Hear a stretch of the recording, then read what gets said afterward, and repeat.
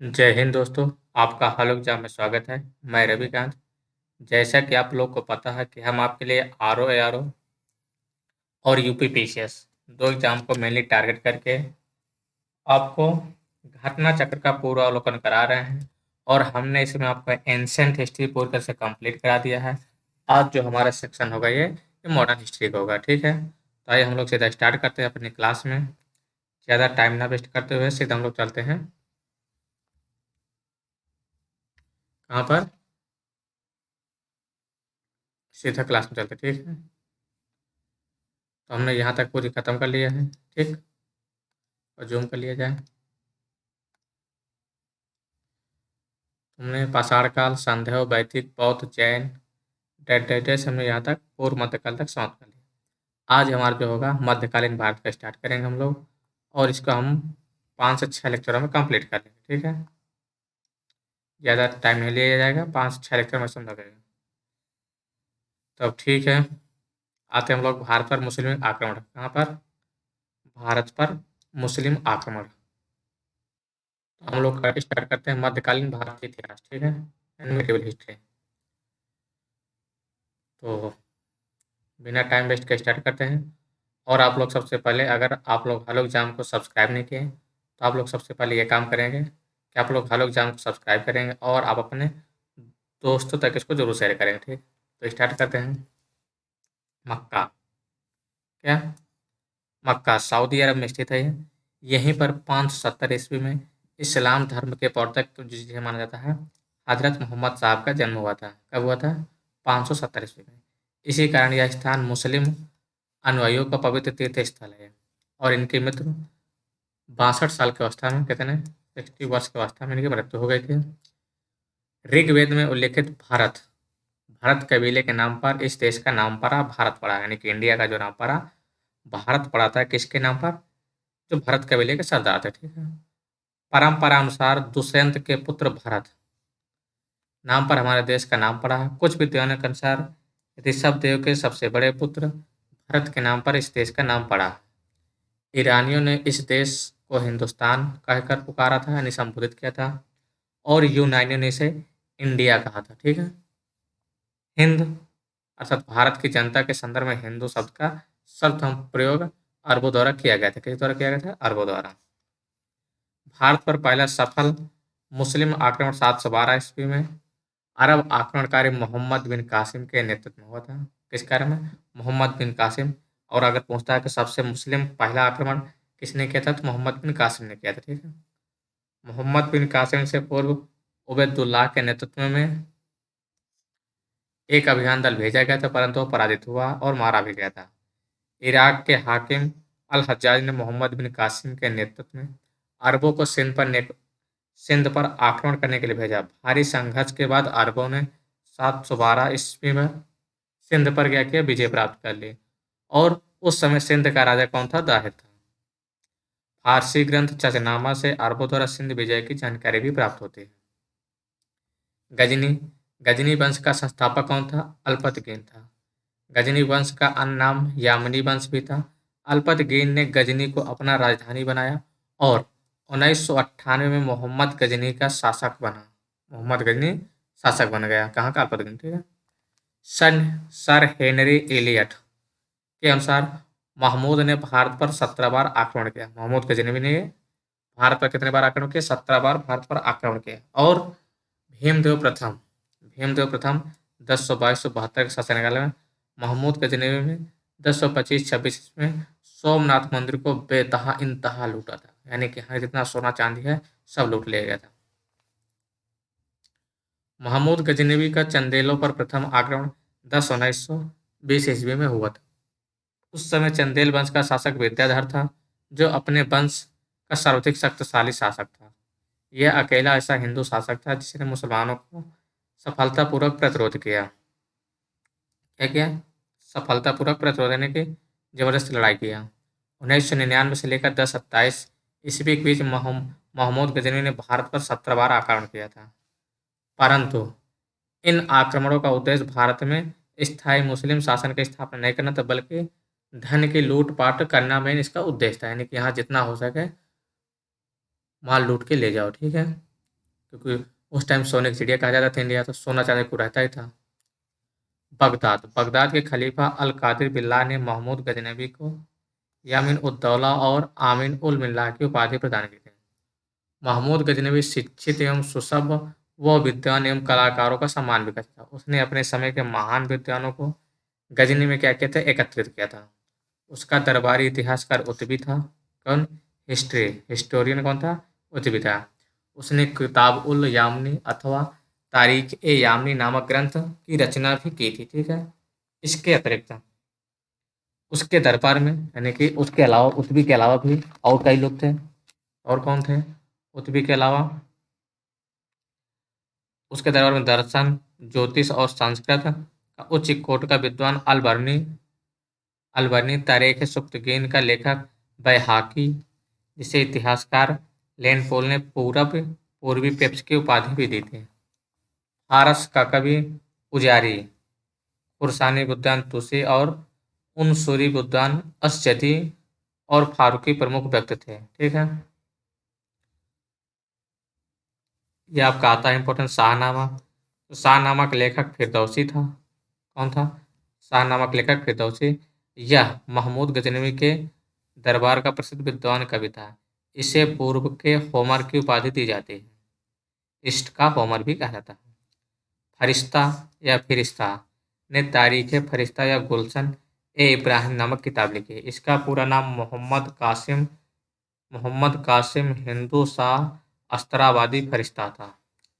इसकी किताब तारीख फरिश्ता बीजापुर के शासक इब्राहिम आदिल शाह द्वितीय को समर्पित थे। फिर महमूद गजनी के साथ प्रसिद्ध इतिहासकार, जो महमूद गजनी था, इसके साथ कौन? अलबर्नी आया था, 11वीं सदी में भारत आया था। और उसकी पुस्तक क्या है? किताबुल उल हिंद से तत्कालीन भारत के मुख्य सामाजिक और सांस्कृतिक, यानी कि सोशियो कल्चर स्थिति की जानकारी मिलती है। पुराणों का अध्ययन करने वाला प्रथम मुसलमान कौन था? तो पुराणों का प्रथम अध्ययन करने वाला मुसलमान अलबर्नी था, जिसका जन्म 973 ईस्वी में हुआ था और वह खीवा प्राचीन ख्वारिज्म का रहने वाला था। अलबर्नी ओनली इतिहासकार ही नहीं था, बल्कि उसके ज्ञान और रुचियों के व्याप्त जीवन के अन्य क्षेत्रों तक थे, जैसे खगोल विज्ञान, geography, reasoning, medicine, mathematics, religion and धर्मशास्त्र। उसने संस्कृत का अध्ययन किया और अनेक संस्कृत रचनाओं का उपयोग भी किया था, जिसमें ब्रह्मगुप्त, बालभद्र, वराहमिहिर की रचना विशेष रूप से उल्लेखनीय है। उसने जगह जगह भागवत गीता, विष्णु पुराण तथा वायु पुराण का भी उद्धृत किया है। अल-बर्नी ने अरबी भाषा में तहकीक ए हिंद की भी रचना की थी। सर्वप्रथम एडवर्ड साची या सचाऊ ने अरबी भाषा से इस ग्रंथ का अनुवाद अंग्रेजी भाषा में किया था और इसका अनुवाद हिंदी में रजनीकांत शर्मा द्वारा किया गया था। और उसका ट्रांसलेशन भी किसके अनुवाद हिंदी में कौन किया था? रजनीकांत शर्मा। और संस्कृत मुद्रा लेख के साथ चांदी सिक्के महमूद गजनवी ने जारी किया था, यानी कि चांदी के सिक्के किसने जारी किया था? तो महमूद गजनवी ने जारी किया था। क्या कहते हैं? चांदी के सिक्के चलाया था। महमूद गजनवी द्वारा जो चांदी के सिक्के के दोनों तरफ क्या होता था? कुछ ना कुछ लिखा होता था। ठीक है। तो क्या था? दोनों अलग अलग भाषाओं में मुद्रा लिखित अंकित थे। ऊपरी भाग पर अंकित क्या होता था? अरबी भाषा में तथा दूसरी तरफ संस्कृत भाषा में। मध्य एशिया के शासक शिहाबुद्दीन मोहम्मद गोरी ने 1192 ईस्वी में तराइन के द्वितीय युद्ध में पृथ्वीराज तृतीय को पराजित किया था, हराया था। शिहाबुद्दीन मोहम्मद गोरी का प्रथम आक्रमण कब हुआ था? 1175 में मुल्तान पर हुआ और 1205 ईस्वी तक बराबर साम्राज्य विस्तार तथा पूर्व विचित्र राज्य की रक्षा के लिए भारत पर चढ़ाई करता रहा। 1178 में मोहम्मद गोरी ने गुजरात पर आक्रमण किया था, किंतु मूलराज सेकंड ने, कौन? मूलराज सेकंड ने अपनी योग्य एवं साहसी विधवा मां नायिका देवी के नेतृत्व में आबू, यानी माउंट आबू पर्वत के निकट गोरी का मुकाबला किया और उसे परास्त भी किया। यह गोरी की भारत में पहली पराजय थी। 1191 में पृथ्वीराज तृतीय और गोरी के मध्य तराइन का प्रथम युद्ध हुआ और इसमें भी मोहम्मद गोरी का हार होती है। लेकिन 1192 में तराइन युद्ध में मोहम्मद गोरी हरा के जीत जाता है और तभी मुस्लिम शासन की नींव पड़ती है यहीं से भी। यह युद्ध भारतीय इतिहास में अत्यधिक महत्वपूर्ण भी था और 1194 में चंदाौर के युद्ध में मोहम्मद गोरी ने कन्नौज के शासक गढ़वाल वंश राजा जयचंद को पराजित करता है। चंदौर वर्तमान में उत्तर प्रदेश के फिरोजाबाद जिले में यमुना तट पर स्थित है। मोहम्मद गोरी के सिक्कों पर मोहम्मद गोरी के सिक्कों पर देवी लक्ष्मी की आकृति बनी हुई और दूसरी तरफ कलमा अरबी में खुदा हुआ है। ठीक। गोरी के विजय के बाद उत्तर भारत में एकता प्रथा स्थापित हुआ था।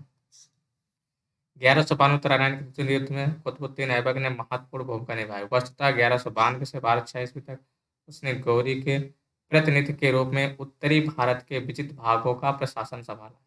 इस अवधि में ऐबक ने उत्तरी भारत में टर्की शक्ति का विस्तार भी किया। बिहार और बंगाल की विजय के बारे में गौरी अथवा ऐबक ने सोचा भी नहीं था।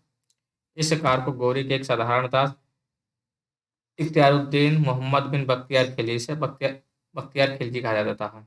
उसने बिहार की विजय के साथ साथ नालंदा में विक्रमशिला को तहस नहस जलाकर राख कर दिया था और उसने 1198 से 1203 तक मध्य बंगाल पर आक्रमण किया।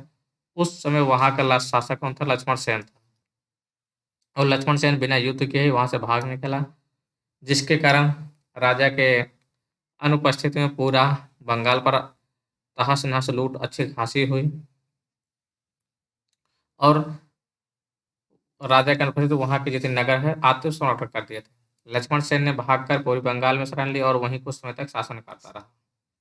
इख्तियारुद्दीन ने भी पूरे बंगाल को जीतने का प्रयत्न नहीं किया। फिर क्या हुआ? इख्तियारुद्दीन ने लखनऊती को अपनी राजधानी बनाया।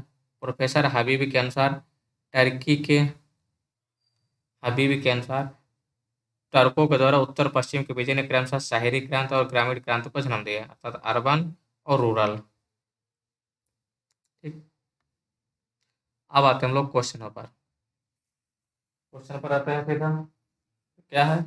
पैगंबर हजरत मोहम्मद का जन्म हुआ था, कब हुआ था? 570 ईस्वी में। मृत्यु कब हुई थी? 632 में। ठीक है। अगला क्वेश्चन आते हैं। तो अगला क्या क्वेश्चन है? मक्का कहाँ स्थित है? तो मक्का कहाँ? सऊदी अरब में है। हिंद की जनता के संदर्भ में हिंदू शब्द प्रथम बार प्रयोग किया गया था, किसके द्वारा? अरबों द्वारा। किस द्वारा प्रयोग किया गया था? अरबों द्वारा सबसे पहले प्रयोग किया गया था। ठीक है। अगला क्वेश्चन आते हैं। भारत में पहला मुस्लिम आक्रमण किस वर्ष हुआ था? किस वर्ष हुआ था? 712 में। कुछ हिस्टोरियन के हिसाब से 711 है, लेकिन जो प्रमाणित माना जाता है उसको 712 माना जाता है। ठीक। तो आप लोग 712 का मान के चलिएगा। अगला क्वेश्चन आते हैं हम लोग। मोहम्मद बिन कासिम द्वारा सिंध की विजय कब हुई थी? मोहम्मद बिन कासिम सिंध की विजय पर कब आया था? 712 में। भारत में प्रथम मुस्लिम आक्रमणकारी था, प्रथम मुस्लिम आक्रमणकारी मोहम्मद बिन कासिम था। भारत पर सर्वप्रथम मुस्लिम आक्रमणकारी कौन थे? अरब थे। कौन थे? अरब। मोहम्मद बिन कासिम था टर्क, मंगोल, क्या था? अरब था।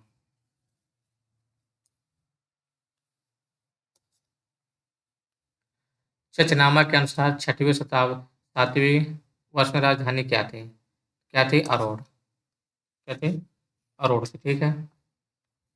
अगला क्वेश्चन आते हैं हम लोग।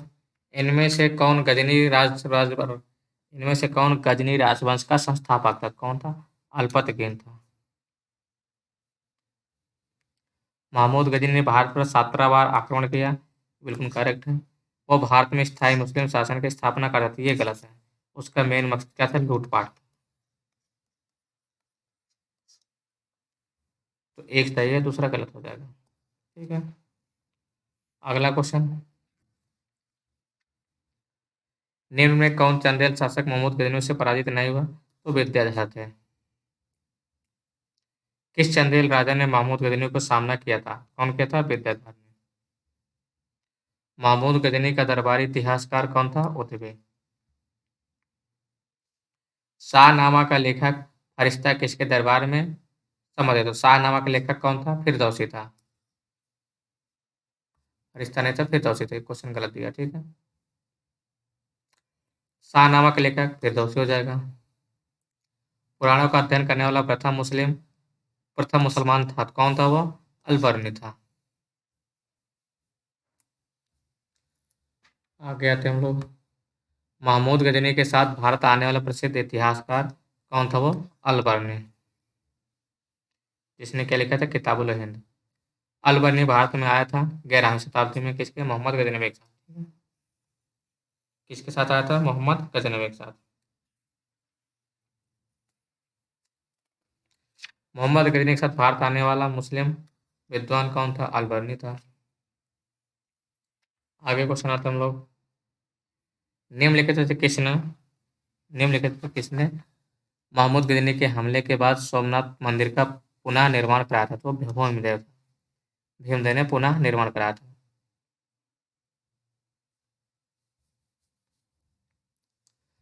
हाल ही में प्रधानमंत्री ने वेरावल में सोमनाथ मंदिर के निकट नए सर्किट हाउस का उद्घाटन किया। सोमनाथ मंदिर के बारे में निम्नलिखित कथनों में सही कौन सा है? क्या कह रहा है? सोमनाथ मंदिर ज्योतिर्लिंग देव मंदिरों में एक है। अल बर्नी ने सोमनाथ मंदिर का वर्णन किया है। फिर क्या है? सोमनाथ मंदिर की प्राण प्रतिष्ठा आज आज के मंदिर की स्थापना राष्ट्रपति एस राधाकृष्णन द्वारा की गई थी। तो 1-2 सही है, तीसरा गलत है। ठीक है।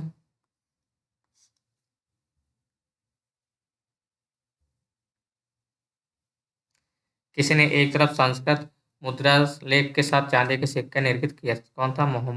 महमूद गजनवी था। कौन था? महमूद गजनवी था। ठीक है।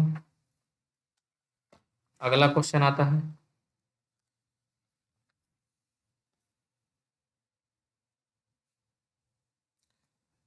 निम्नलिखित में से मध्य एशिया के शासक ने 1192 में उत्तर भारत को जीता था। तो 1192 में उत्तर भारत को जीतने वाला कौन था? मोहम्मद गोरी था। कौन था? मोहम्मद गोरी था। ठीक है। अगला क्वेश्चन आते हैं हम लोग। मोहम्मद गोरी के सबसे पहले किसने पराजित किया था? मूलराज फर्स्ट ने किया था। उसके बाद पृथ्वीराज चौहान ने किया था। मोहम्मद गोरी ने जयचंद को किस युद्ध में पराजित किया था? चंदावल युद्ध में 1194 में पराजित किया था। अगला क्वेश्चन। निम्नलिखित में कौन राजा मोहम्मद गोरी द्वारा चंदावल के युद्ध में पराजित किया गया था? किसको किया गया था? वो जयचंद को पराजित किया गया था। अगला क्वेश्चन। 1194 चंदावल के युद्ध में मोहम्मद गोरी ने किसको हराया था? जयचंद को हराया था। किसको? जयचंद को। अगला क्वेश्चन।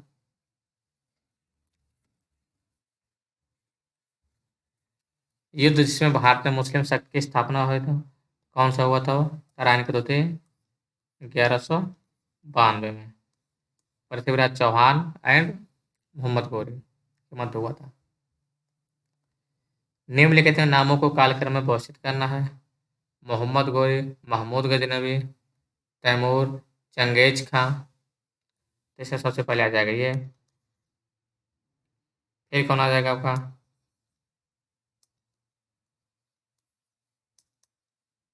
ठीक।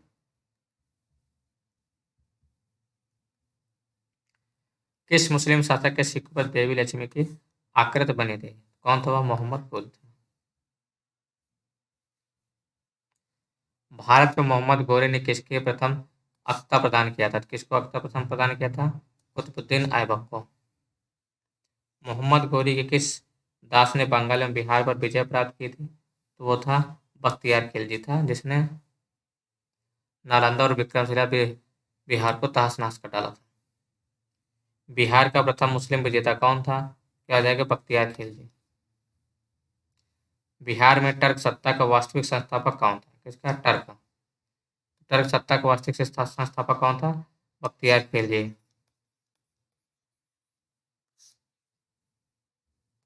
नालंदा बिहार का विध्वंस कौन किया था? तो बख्तियार खिलजी हो जाएगा। भारत पर टर्क आक्रमण सफल हुए।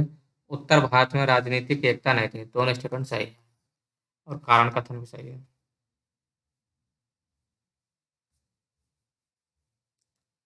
अब आ जाता है हमारा दिल्ही सल्तनत। दिल्ही सल्तनत, ठीक है।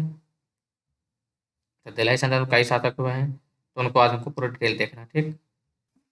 वो बता करना भी हो थोड़ा बहुत। सुन रहे हैं? हेलो।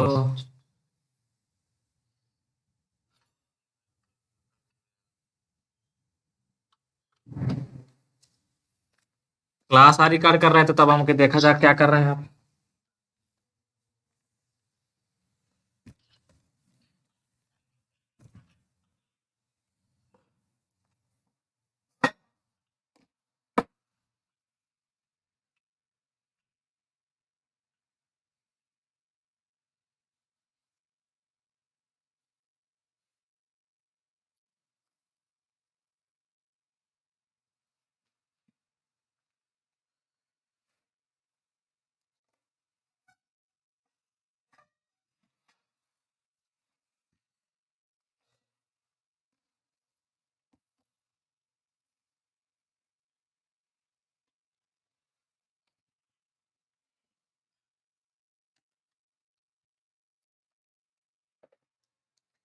अब हम लोग आते हैं दिल्ली सल्तनत पर, ठीक है। उसमें सबसे पहले क्या था, गुलाम वंश। तो गुलाम वंश आता था, इसको हम लोग सबसे पहले देखेंगे, ठीक है। तो 1200 से 1290 तक सबसे पहली बात तो गुलाम वंश था। कहाँ से? 1206 से लेकर 1290 तक दिल्ली सल्तनत के गुलाम वंश के सुल्तानों के नाम विख्यात हुए हैं, जिसका संस्थापक कुतुबुद्दीन ऐबक था। यद्यपि वो एक वंश के नहीं थे, वे सभी टारगत थे तथा उनके वंश में पृथक पृथक थे। साथ ही वो स्वतंत्र माता पिता के संतान थे। अतः इन सुल्तानों को गुलाम वंश के सुल्तान कहने के स्थान पर प्रारंभिक तुर्क सुल्तान या दिल्ली के मामलुक सुल्तान कहना अधिक उपयुक्त है। भारत में गुलाम वंश का प्रथम शासक कुतुबुद्दीन ऐबक है, जो 1206 से लेकर 1210 तक शासन किया। वह ऐबक नामक तुर्क जनजाति का था। बचपन में उसे निशापुर के काजी फखरुद्दीन अब्दुल अजीज कूफी ने एक एक दास के रूप में खरीदा था। ऐबक बचपन से ही अति सुरीले स्वर में कुरान पढ़ता था, जिस कारण वह कुरान खां या कुरान का पाठ करने वाला के नाम से प्रसिद्ध हो गया। बाद में वो निशापुर से गजनी लाया गया, जहां उसे मोहम्मद गोरी ने खरीद लिया। अपनी प्रतिभा, लगन और ईमानदारी के बल पर शीघ्र ही ऐबक ने गोरी के विश्वास प्राप्त कर लिया। गोरी ने उसे उसे आमिर ए आकोर के पद पर प्रोन्नत कर दिया। उसने अपना राज्याभिषेक मोहम्मद गोरी के मृत्यु के पश्चात जून 1206 ईस्वी में कराया था। ऐबक की राजधानी लाहौर थी। ऐबक ने कभी सुल्तान की उपाधि भी धारण नहीं की थी। उसने केवल मलिक या सिपा सलाहकार की पदवियों से अपने आप को संतुष्ट रखा। गोरी के उत्तराधिकारी गियासुद्दीन महमूद से मुक्ति पत्र प्राप्त करने के बाद 1260 में ऐबक को दास्ता से मुक्ति मिली। अपनी उदारता के कारण कुतुबुद्दीन ऐबक इतना अधिक दान करता था, उसे लाख बख्श या लाखों का दान देने वाला के नाम से पुकारा गया। ऐबक ने दिल्ली में कुवत उल इस्लाम और अजमेर में 2.5 दिन का झोपड़ा नामक मस्जिदों का भी निर्माण करा था, यानी कि मस्जिदों का निर्माण करा था। उसने दिल्ली में स्थित कुतुब मीनार का निर्माण कार्य प्रारंभ किया, जिसे इल्तुतमिश ने पूरा कराया। फिरोज शाह तुगलक के शासनकाल में इसे चौथी मंजिल को काफी हानि पहुंची थी, जिस पर फिरोज ने चौथी मंजिल के पुनः निर्माण के साथ साथ 5वीं मंजिल का भी निर्माण कराया। कुतुबुद्दीन ऐबक की मृत्यु चौगान के खेल आधुनिक पोलो के भांति एक खेल में घोड़े से गिरने के दौरान 1210 में मृत्यु हो गई थी। उसे लाहौर में क्या कहते हैं, दफना दिया गया था। कहाँ? लाहौर में। दिल्ली सल्तनत का पहला दिल्ली सल्तनत का पहला सुल्तान वास्तविक यानी कि वास्तविक सुल्तान इल्तुतमिश को माना जाता है। उसने सुल्तान की पद की स्वीकृत खलीफा से प्राप्त की।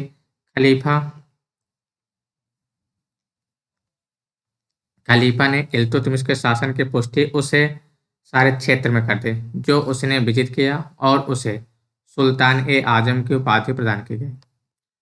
गुलाम गुलामों का गुलाम यानी कि ऐबक का गुलाम था इल्तुतमिश, जो स्वयं गुलाम था, और उसका गुलाम कौन था? इल्तुतमिश।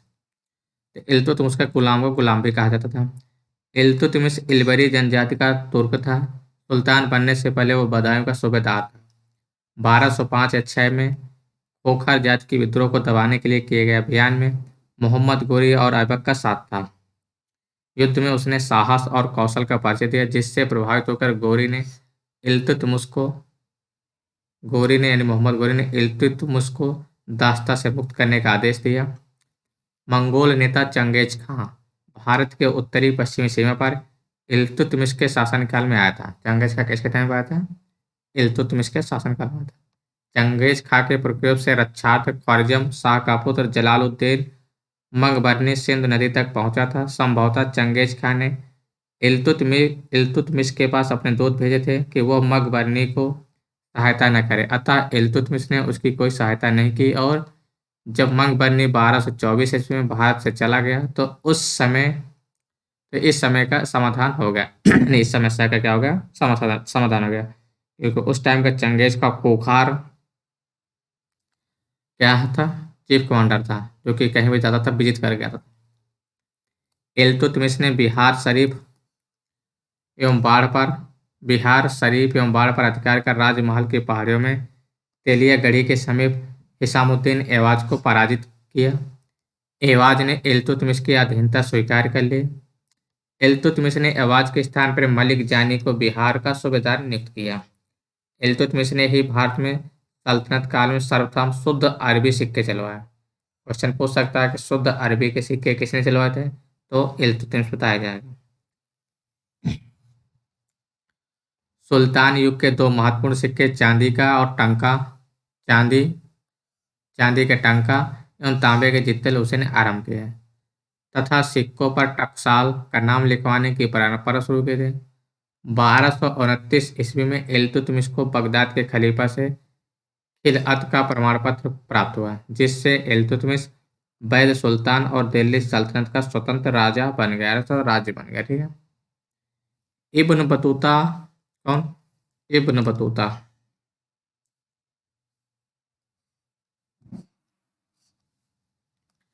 इब्न बतूता से ज्ञात होता है कि इल्तुतमिश ने अपने महल के सामने संगमरमर की दो शेरों की मूर्तियां स्थापित कराई थी, जिनके गले में दो घंटियां लटकी हुई थी, जिनको बजाकर कोई भी व्यक्ति सुल्तान से न्याय की मांग कर सकता था। इल्तुतमिश ने सभी शहरों में काजी और अमीर दाद नामक अधिकारी नियुक्त किए गए थे। Doctor RP. त्रिपाठी के अनुसार भारतीय मुस्लिम संप्रभुता का इतिहास इल्तुतमिश से आरंभ होता है। सर वुलजले हेग के अनुसार इल्तुतमिश गुलाम शासकों में सबसे महान था। डॉक्टर ईश्वरी प्रसाद के अनुसार इल्तुतमिश निसंदेह गुलाम वंश का वास्तविक संस्थापक था। मध्यकालीन भारत के प्रथम महिला शासक रजिया सुल्तान 1236 से 40 तक थी। व्यक्तिगत दृष्टि से उसने भारत में पहली बार स्त्री के संबंध में इस्लाम की परंपराओं का उल्लंघन किया और राजनीतिक दृष्टि से उसने राज्य की शक्ति को सरदारों तथा सूबेदारों में विभाजित करने के स्थान पर सुल्तानों के हाथ में केंद्रित करने पर बल दिया तथा इस प्रकार उसने इल्तुतमिश के संपूर्ण प्रभुत्व संपन्न राजतंत्र के सिद्धांत का समर्थन किया। क्या किया? समर्थन किया, जो उस समय की परिस्थितियों में तुर्की राजा के हित में था। रजिया बेगम को सत्याच्युत सत्ता हटाने के लिए सत्याच्युत करने पर तुर्कों का हाथ था। उन्होंने भटिंडा के गवर्नर मलिक अल्तूनिया के नेतृत्व में रजिया के विरुद्ध होकर उसे सत्ता से हटाया था। सुल्तान बलवन आ गया। कौन आ गया? सुल्तान बलवन का पूरा नाम गयासुद्दीन बलवन था। बलवन ने 1266 ईस्वी से 1286 तक सुल्तान के रूप में सल्तनत की बागडोर संभाली। उसे उलूग खां के नाम से भी जाना जाता। वास्तविक नाम क्या था? बहाउद्दीन था। इल्तुतमिश के भांति वो इल्बरी तुर्क था।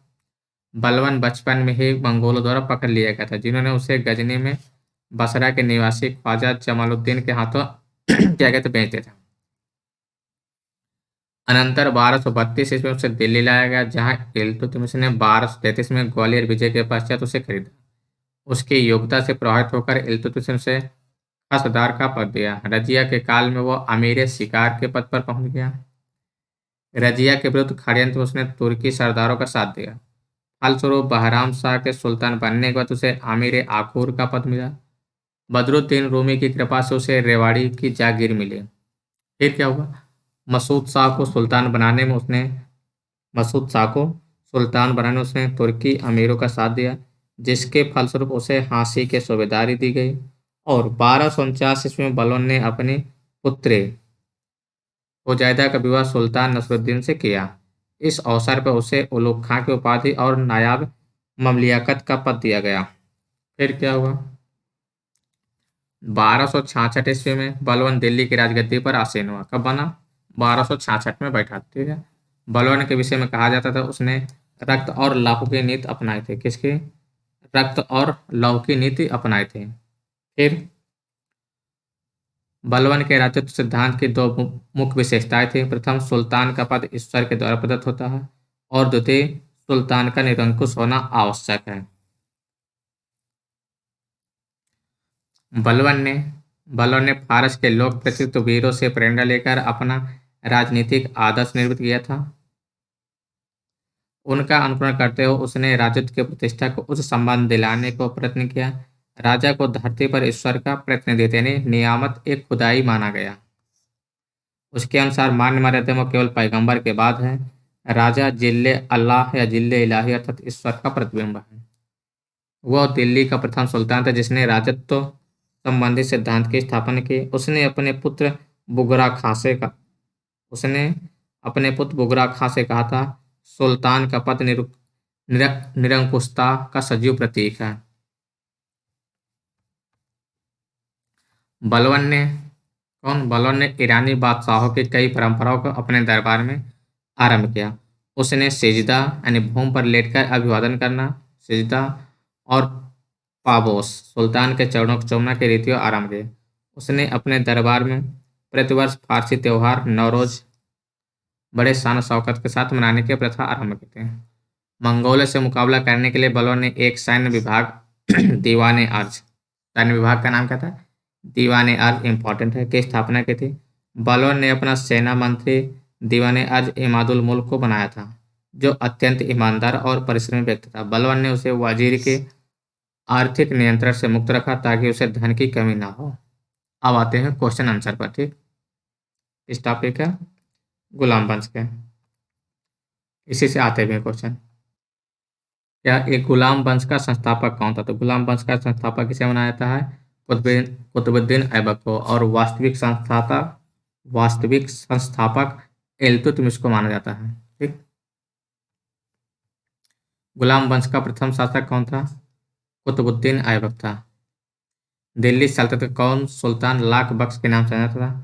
कुतुबुद्दीन ऐबक, क्योंकि वो लाखों का दान करता था। फिर 2.5 दिन का झोपड़ा क्या था? एक मस्जिद थे, मीनार नहीं ना ही मंदिर था। ठीक है, कुबुत उल इस्लाम मस्जिद 2.5 दिन का झोपड़ा क्रमशः स्थित है। कहाँ पर स्थित है? तो दिल्ली और अजमेर। ठीक है, कुबुत उल इस्लाम मस्जिद दिल्ली में है और 2.5 दिन का झोपड़ा ये अजमेर राजस्थान। ठीक है, निम्नलिखित में किसने प्रसिद्ध कुतुब मीनार के निर्माण में योगदान नहीं दिया? तो कुतुबुद्दीन ने दिया था, उसके बाद इल्तुतमिश ने दिया था, फिरोज शाह तुगलक, लेकिन गयासुद्दीन तुगलक ने नहीं दिया। ठीक है, यही आंसर हो जाएगा। कुतुबुद्दीन ने इसका निर्माण कार्य स्टार्ट करा था। इल्तुतमिश काल में इसको पूरा हुआ। फिरोज शाह तुगलक के शासनकाल में इसकी चौथी मंजिल की काफी हानि पहुंची थी, जिस पर फिरोज ने चौथी मंजिल के पुनर्निर्माण के साथ साथ 5वीं मंजिल का भी निर्माण कराया था।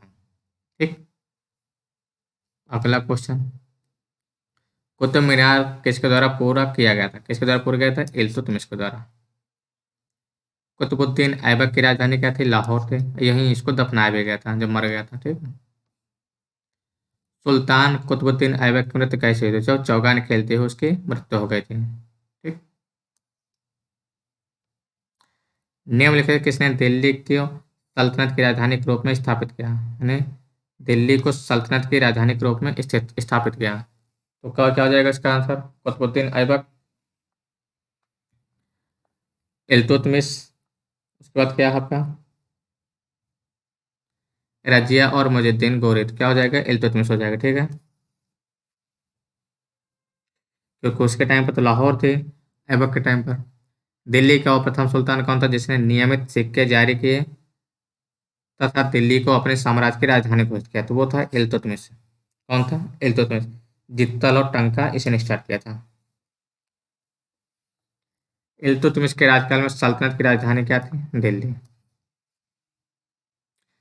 सल्तनत के निम्नलिखित सुल्तानों में से किसने सर्वप्रथम अपनी राजधानी दिल्ली स्थानांतरित किया? तो वो था इल्तुतमिश। दिल्ली का प्रथम मुस्लिम शासक, तो दिल्ली का प्रथम मुस्लिम शासक इल्तुतमिश हो जाएगा, कि कुतुबुद्दीन ऐबक की कहाँ से राजगद्दी संभाल रहा था? लाहौर से।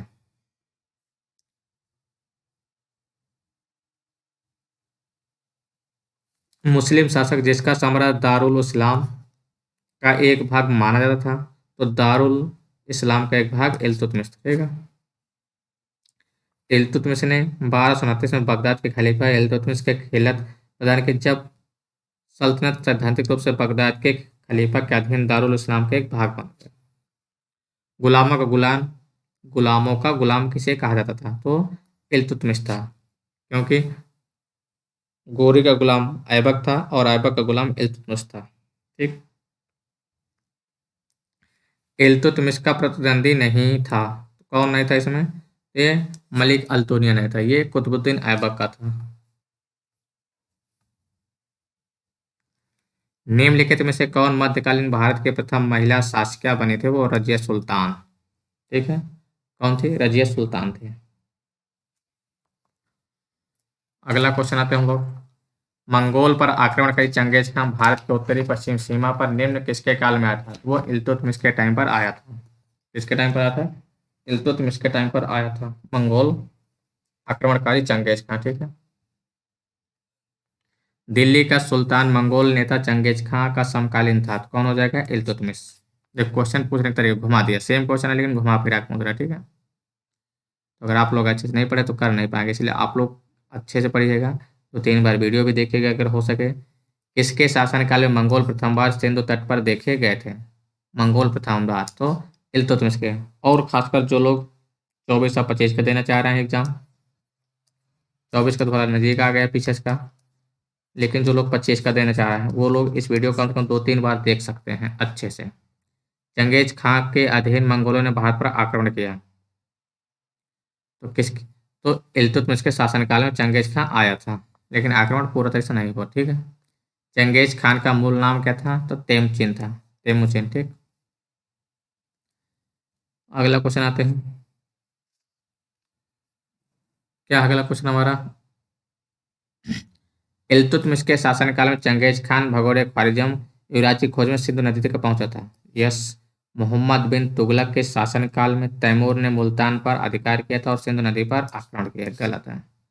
विजयनगर साम्राज्य के देवराज देवराज द्वितीय के शासनकाल में वास्को डिगामा केरल के तट पर पहुंचा था। ये भी गलत है, कैमोरिन के टाइम पर पहुंचा था। ठीक है।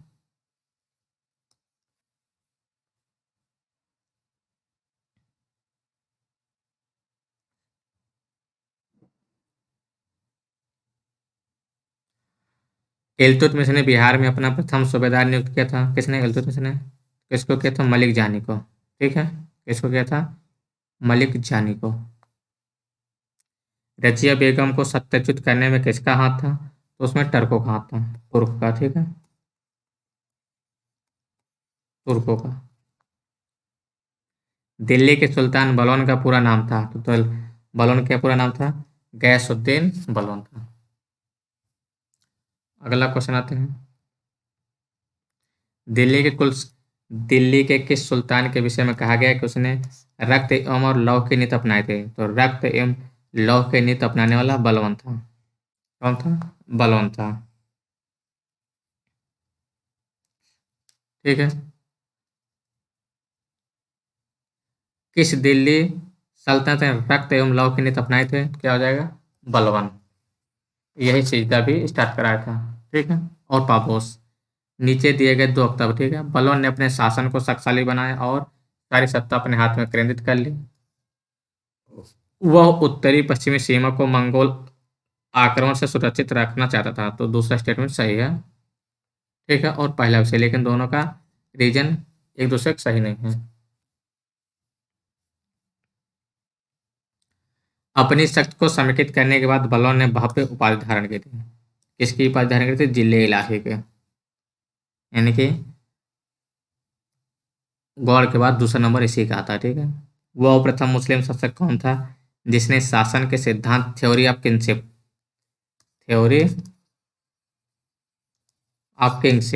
ठीक है, राजाओं के ईश्वरीय अधिकार सिद्धांत थ्योरी ऑफ डिवाइन राइट के समान प्रतिपादित किया था? कौन था वो? बलवान था। कौन था? बलवान। निम्नलिखित में से किसने भारत में प्रसिद्ध फारसी त्योहार नवरोज आरंभ कराया था? तो वो बलवान था और बड़े धूमधाम से मनाता भी था। निम्नलिखित में से कौन सा कथन बलवान के संबंध में सही नहीं है? उसने नियमित नियमित एक खुदाई सिद्धांत का प्रतिपादन किया।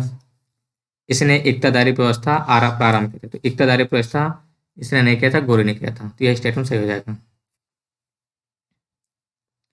निम्नलिखित सुल्तानों में से किसने गढ़मुक्तेश्वर की मस्जिद की दीवारों पर अपने शिलालेख में स्वयं को खलीफा सहायक कहा? तो खलीफा का सहायक किसने कहा अपने आप को? बलवन ने कहा था। देखो आराम आया है, ठीक है। तुगरिल खान ने किसके शासनकाल के दौरान विद्रोह किया था? तो तुगरिल खान ने ये बलवन के टाइम पे विद्रोह किया था। यह विद्रोह बंगाल में आमीन खान के नियुक्ति के विरोध में हुआ था।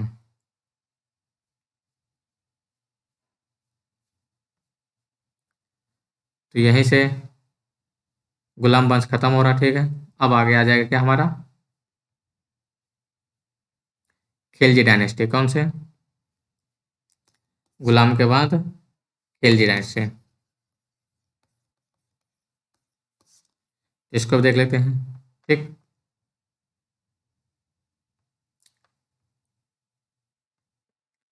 तो जलालुद्दीन खिलजी ने 1290 में खिलजी डायनेस्टी की स्थापना की थी और इसने अपने राजा अभिषेक 1290 में कैकोबाद द्वारा बनवाए गए अपूर्ण किला खरी यानी किलोगढ़ी के महल में कराया था। डॉक्टर एएल श्रीवास्तव के अनुसार जलालुद्दीन खिलजी दिल्ली का प्रथम सुल्तान था जिसने उदार निरंकुशवाद के आदर्श को अपने सामने रखा। जलालुद्दीन जब दिल्ली का सुल्तान बना तब उसने अलाउद्दीन को आमीर तुजुक का पद दिया था तथा अपनी पुत्री का विवाह अलाउद्दीन से किया था जो बाद में अलाउद्दीन खिलजी बनता है। मलिक छज्जू के विद्रोह को दबाने में महत्वपूर्ण भूमिका के कारण अलाउद्दीन खिलजी को कड़ा मानिकपुर के सूबेदारी भी प्राप्त हो गई थी। अलाउद्दीन दिल्ली का पहला सुल्तान था जिसने धर्म पर राज्य का नियंत्रण स्थापित किया।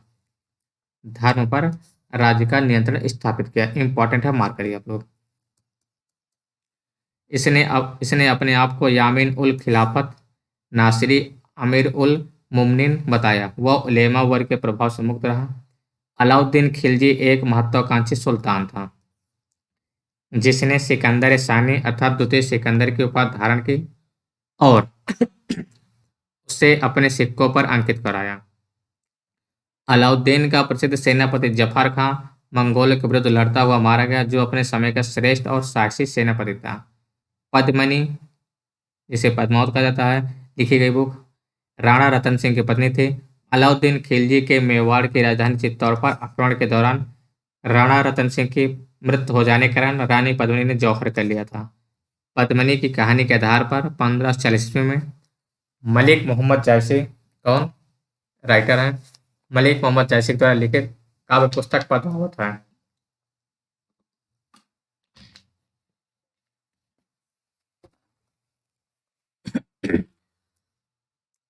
अलाउद्दीन के किसके अलाउद्दीन के शासनकाल के प्रारंभ में कुछ विद्रोह हुए। इन विद्रोहों के कारण पर विचार करके अलाउद्दीन खिलजी ने इसे समाप्त करने के लिए 4 अध्यादेश जारी किया। पहला अध्यादेश के द्वारा उपहार में दी गई क्या उपहार में पेंशन, दान उपरांत भूमि आदि व्यक्तियों से वापस ली गई तथा सरकारी अधिकारियों को सभी व्यक्तियों से अधिकाधिक कर लेने का आदेश दिए गए। दूसरे अध्यादेश के अनुसार गुप्तचर विभाग का संगठन किया गया। तीसरा जो अध्यादेश था, मादक द्रव्यों सा शराब, भांग आदि का प्रयोग तथा जुआ खेलने पर रोक लगा दी गई। चौथा अध्यादेश क्या था? सरदारों एवं अमीरों के धौतों एवं विवाह संबंधों पर प्रतिबंध लगा दिया गया। अलाउद्दीन के आक्रमण के समय देवगिरी का शासक रामचंद्र देव था जो 1296 में देवगिरी के शासक रामचंद्र देव ने अलाउद्दीन के सफल आक्रमण से बाध्य होकर उसे प्रतिवर्ष इलिचपुर की आय भेजने का वादा किया गया था, परंतु 1305 अथवा 1306 में उसने कर को दिल्ली नहीं भेजा, जिस कारण 1307 में अलाउद्दीन ने मलिक काफूर के नेतृत्व में एक सेना देवगिरी पर आक्रमण करने के लिए भेजी। राजा रामचंद्र देव युद्ध में पराजित हुए, उसने आत्मसमर्पण कर दिया। अलाउद्दीन ने रामचंद्र देव के प्रति सम्मानपूर्ण व्यवहार किया तथा उसे राय रायन की उपाधि दी और 6 माह पश्चात उसे 1 लाख सोने का टंका नौसारी का जिला देकर उसके राज्य वापस भेज दिया गया। 1312 में मलिक काफूर ने रामचंद्र के पुत्र शंकर देव के विरुद्ध भी एक अभियान का नेतृत्व किया। मलिक काफूर को अलाउद्दीन ने अपनी गुजरात विजय के दौरान प्राप्त किया था। इसे हजार दिनारी भी कहा जाता था।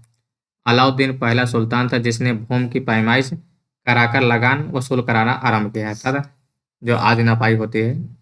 वो कराना शुरू किया था अलाउद्दीन सबसे पहले। अपनी व्यवस्था को लागू करने के लिए अलाउद्दीन ने एक पृथक विभाग दीवान ए मुश्त खराज की स्थापना की। अलाउद्दीन ने परंपरागत लगान अधिकारियों खुद मुकद्दम और चौधरी से लगान वसूल करने का अधिकार छीन लिया था। उनके सारे विशेषाधिकार समाप्त कर दिए गए। उनकी भूमि पर से कर लिए जाने लगा और बाकी अन्य सभी कर भी लिए गए, जिसके कारण खुद तथा जमींदारी और बालाहार साधारण किसान पर कोई अंतर नहीं रहा। अलाउद्दीन की राजस्व और लगान व्यवस्था का मुख्य उद्देश्य एक शक्तिशाली और निरंकुश राज्य की स्थापना करना था। उसने उन सभी व्यक्तियों से भूमि छीन ली थी जिन्हें वो मिलकर था राज्य द्वारा प्रदत्त संपत्ति इनाम व इंद्रत्व पेंशन के रूप में दिया गया था। वक्फ धर्मार्थ प्राप्त हुई भूमि आदि के रूप में मिले थे। फलतः खालसा भूमि के क्षेत्र में अत्यधिक वृद्धि हुई। अलाउद्दीन खिलजी ने उपज का 50% भूमि कर तथा खराज के रूप में निश्चित किया। अलाउद्दीन खिलजी भारत का प्रथम मुस्लिम शासक था जिसने भूमि की वास्तविक आय पर राजस्व निश्चित किया था। अलाउद्दीन ने बाजार नियंत्रण पर इम्पोर्टेंट है अलाउद्दीन ने बाजार नियंत्रण एवं मूल्य नियंत्रण की नीति लागू की। अलाउद्दीन ने अपने बाजार नियंत्रण की सफलता के लिए कुशल कर्मचारी नियुक्त किए। उसने मलिक काबुल को शाहना या बाजार का अधीक्षक नियुक्त किया। बरनी इन बाजार सुधारों का उद्देश्य मंगोलों के विरुद्ध एक विशाल सेना तैयार करना था। हिंदुओं में विद्रोह के विचार न पनपने देना बताता। सल्तनत कालीन शासक अलाउद्दीन खिलजी ने सार्वजनिक वितरण प्रणाली अर्थात PDS system public distribution system प्रारंभ किए थे। अलाउद्दीन खिलजी द्वारा लगाए गए दो नवीन कर थे घरी कर जो घरों एवं झोपड़ियों पर लगाया जाता था तथा चराई कर जो दुधारू पशुओं पर लगाया जाता था। 1306 ईस्वी के बाद अलाउद्दीन खिलजी के समय में दिल्ली सुल्तनत एवं मंगोलों के बीच क्या है सीमा रावी नदी थी। किसके किसके बीच अलाउद्दीन खिलजी व मंगोलों के बीच। ठीक है। सुल्तान गयासुद्दीन तुगलक के समय में सिर मुगल के नेतृत्व में 1325 में मंगोल सेना ने सिंध को अवश्य पार किया था लेकिन समाना के सूबेदार मलिक सादी ने उन्हें हरा दिया था। मुबारक खिलजी ने स्वयं को खलीफा घोषित किया था। अल इमाम उल इमाम खलीफुतुल्लाह आदि उपाधियां धारण की थी। कौन मुबारक खिलजी जिनके वो सर्वथा अयोग्य था।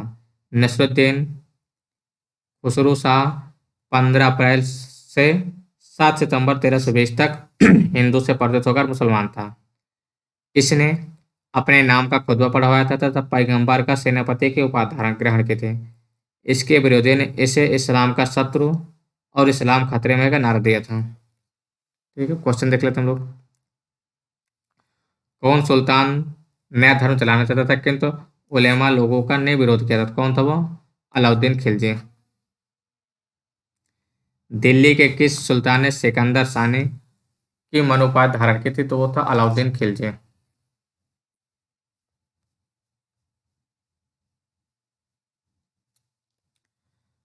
अगला क्वेश्चन आते हैं। अलाउद्दीन खिलजी के प्रसिद्ध सेनापतियों में किसकी मंगोलों के विरुद्ध लड़ते हुए मृत्यु हो गए थे तो वो था जफर खां।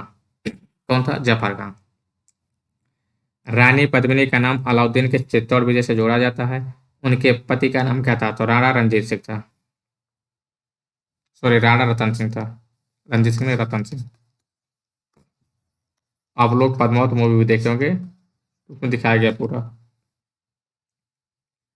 हजार दिनारी नाम से किसे जाना जाता है तो हजार दिनारी मलिक काफूर को जाना जाता है जो कि ये अलाउद्दीन खिलजी के सेनापति था।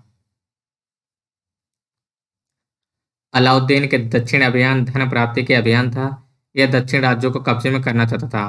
ठीक है। तो कौन इसमें सही हो जाएगा आपका तो उसका साउथ में क्या केवल धन कलेक्ट करना था जो कि वहां पर इस सत्ता स्थापित करना नहीं था। ठीक है। अलाउद्दीन खिलजी के आक्रमण के समय में देवगिरी का शासक कौन था तो कौन था रामचंद्र देव था। कौन था रामचंद्र देव।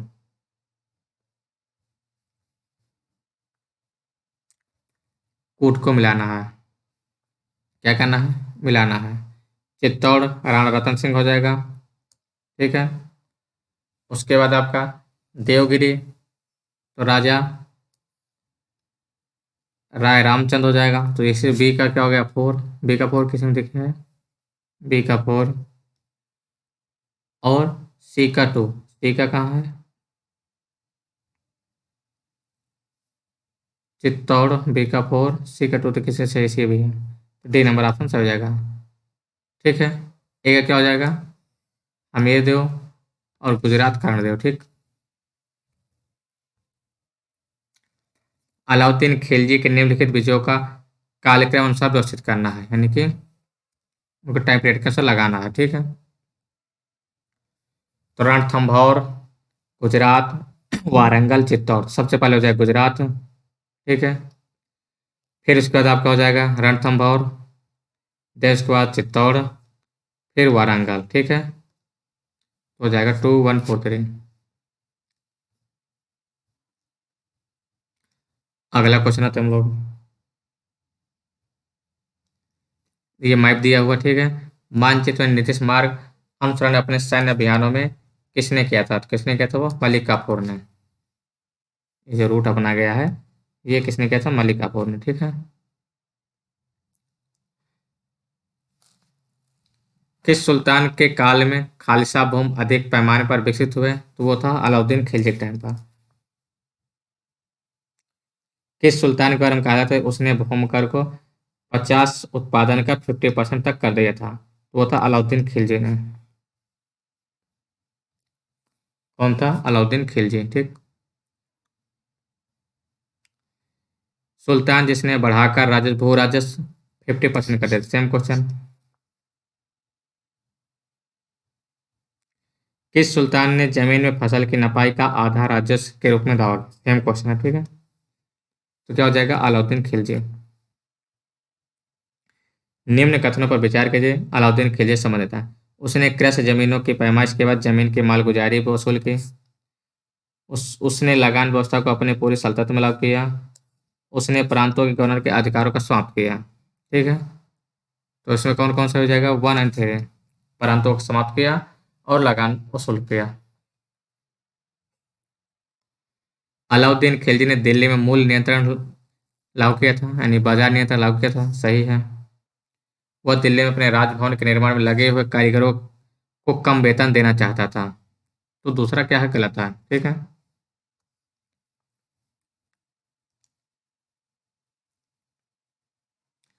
अगला क्वेश्चन आते हैं, किस सुल्तान ने बाजार सुधार लागू किया? तो कौन किया था? अलाउद्दीन खिलजी। निम्न मुस्लिम बादशाहों में से किस एक ने मूल्य नियंत्रण पद्धति को पहली बार लागू किया था? तो सबसे पहली बार अलाउद्दीन खिलजी। बाजार नियंत्रण या मूल्य नियंत्रण। ठीक है, बाजार नियंत्रण। Same question, Alauddin. बाजार कीमतों पर नियंत्रित करने के लिए अलाउद्दीन खिलजी का प्रयास था। क्या है? बहुत सफलता प्राप्त हुई थी उससे, जब बाजार कीमतों को नियंत्रित किया था उसने। निम्नलिखित में से किस मध्यकालीन शासक ने पीडीएस सिस्टम, सार्वजनिक वितरण प्रणाली स्टार्ट की थी? तो कौन था? अलाउद्दीन खिलजी, जो आज के टाइम पर पब्लिक डिस्ट्रीब्यूशन सिस्टम है। ठीक है, सल्तनत काल में सार्वजनिक यानी स्वयं सार्वजनिक वितरण प्रणाली किसने प्रारंभ की थी? अलाउद्दीन खिलजी ने। घड़ी अथवा ग्राहकर लगाने वाला दिल्ली का प्रथम सुल्तान अलाउद्दीन खिलजी था। ठीक, घड़ी व ग्राहकर। 1306 में अलाउद्दीन खिलजी के समय दिल्ली के सुल्तान तथा मंगोलों के बीच सीमा क्या थी? तो क्या थी? रावी नदी थी।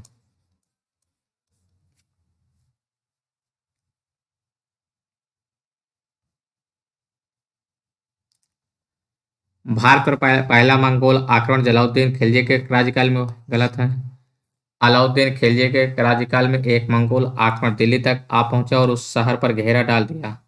ये सही है। मोहम्मद बिन तुगलक मंगोलों से अपने राज्य के कुछ उत्तरी पश्चिमी भाग अस्थायी रूप से हार गए थे। इसमें के लिए ऑप्शन 2 नंबर सही है। ठीक है, निम्नलिखित में से किस सुल्तान ने साम्राज्य की सीमाओं की सुरक्षा हेतु एक विशेष सेना नियुक्त की थी? तो था अलाउद्दीन खिलजी। इसे तभी ने इसने टैक्स उगाहना ज्यादा कर दिया था।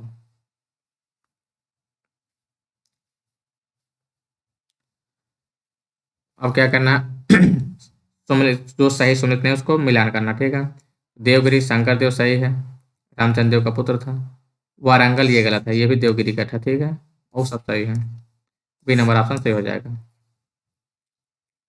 इनमें से किसने खलीफा की सख्त का विरोध किया था?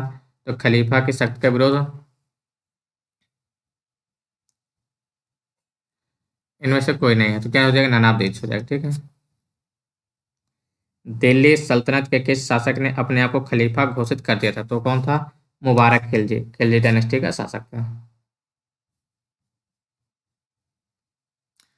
1303 में काकतीय शासकों की सेना में निम्न में से किसकी सेना को वारंगल पर परास्त किया? तो किसने किया था? अलाउद्दीन खिलजी की सेना ने वारंगल में काकतीय सेना को परास्त कर दिया था।